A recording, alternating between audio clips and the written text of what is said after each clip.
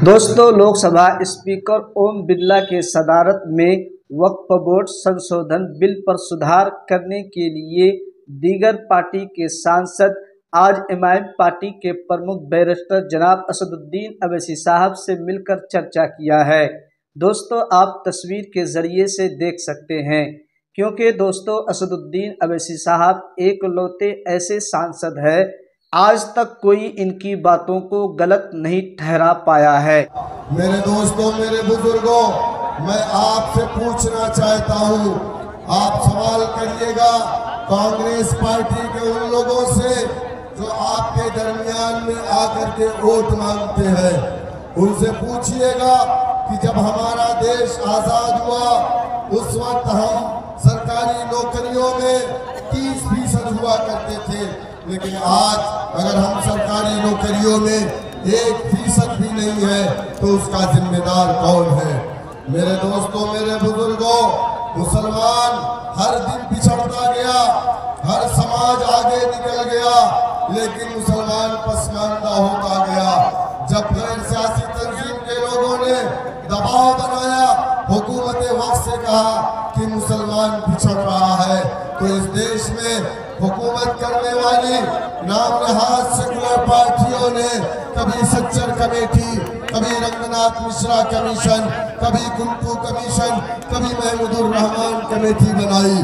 मुसलमानों के पसमानदगी को पैमाने को नापने के लिए तमाम जितनी भी कमेटियां थी, तमाम कमेटियों ने अपनी रिपोर्ट को पेश किया। उस रिपोर्ट में ये कहा कि मुसलमान दलित से बदतर अपनी जिंदगी को गुजार रहा है। हमने वो कौन सी गलती की? आखिर हमारे इलाकों में डेवलपमेंट का काम क्यों नहीं हुआ? हमने वो कौन सी गलती की? हमारे इलाकों में स्कूल कॉलेज क्यों नहीं खोले गए? सच्चर कमेटी की रिपोर्ट कहती है कि मुसलमान तालीम के मैदान में पसमानदा है, सियासत के मैदान में पसमानदा है, सामाजिक तौर से पसमानदा है। हमने कौन सी गलती की थी? कभी हमने नहीं सोचा। मेरे दोस्तों, मेरे बुजुर्गों, हमने तो कांग्रेस पार्टी को अपनी पार्टी माना था ना, हमने तो नेहरू को अपना लीडर माना था ना।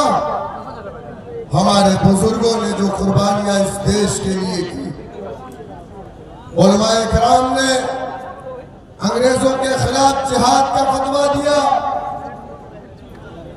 हमारे उलमाए किराम ने रेशमी रुमाल की तहरीक चलाई। तारीख शाहिद है कि शामली से लेकर के लाहौर तक कोई ऐसा दरख्त नहीं बचा था जहां पर उलमाए किराम की गर्दनों को काट करके नहीं लटकाया गया था। इलाहाबाद के अंदर अंग्रेजों ने मुसलमानों का कत्लेआम किया। मुसलमानों की लाशों को दफनाने के लिए जमीनें कम पड़ गई, तो मुसलमानों की लाशों को जंगलों में आग लगा करके उसमें जला दिया गया। ये कुर्बानी दी है हमने इस देश के लिए।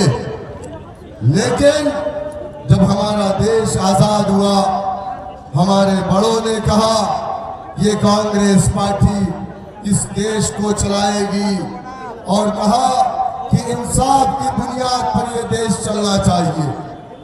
लेकिन सबसे ज्यादा नाइंसाफी हमारे साथ हुई।